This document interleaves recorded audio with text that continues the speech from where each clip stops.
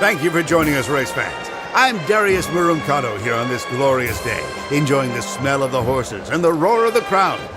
Although in this heat, the stench of the crowd seems to be pulling ahead of the horses. But still a great day to grab the kids and bring them down for a tremendous day of racing here at the Maximus. And you can feel the excitement as the chariots pull away, jostling for position. Some big names in this race: Lazarus, Hector, Pythagoras. But also some new blood, like the newcomer and fan favorite, Hobbes. He's having a great start to the season, but will his run of good luck hold as they thunder into the first corner? And already disaster for young Lazarus. Too aggressive in the corner there and paid the price.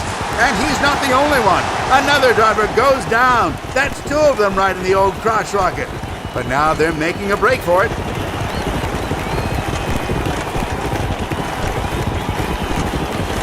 And look at that! A terrible result for Lazarus as he goes under the hooves of another team. Just a risk of the sport and certainly distressing to the horses. But I have to wonder whether the older generation of drivers would have given in and died quite so easily. Are these younger drivers too soft? You be the judge. But back on the track, there's jostling as they round the corner to the straight and into lap 2. And already the gloves come off. A horse down, always a sad sight to see. And we certainly hope it won't be flogged any further. As the pack rounds the corner, and we see the effect that debris can have on the remaining racers. But now, as they thunder down the straight, I have to wonder how this race is going to affect their decisions for the rest of the season.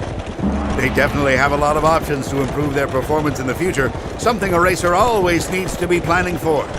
Provided they're not horribly killed, of course, or mutilated, because we all know that disconfiguring mutilation can often be racing's consolation prize. But it's why they get paid the big denaries, race fans. And as they round the corner, we again see the whip hands come alive on the straight. Some solid whipping going on there, and we all know the key to a good team is a strong and frequent whip hand. Much like the key to a good marriage, I always tell my third wife.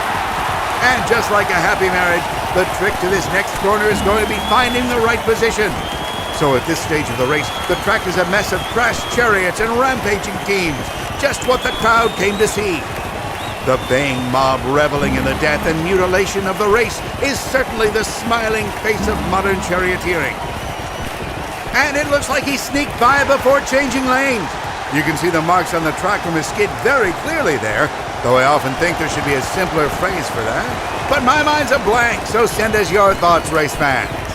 All looks good as the leader takes the final bend and heads for the checkered flag. The linea alba. And he's got to be happy with this result.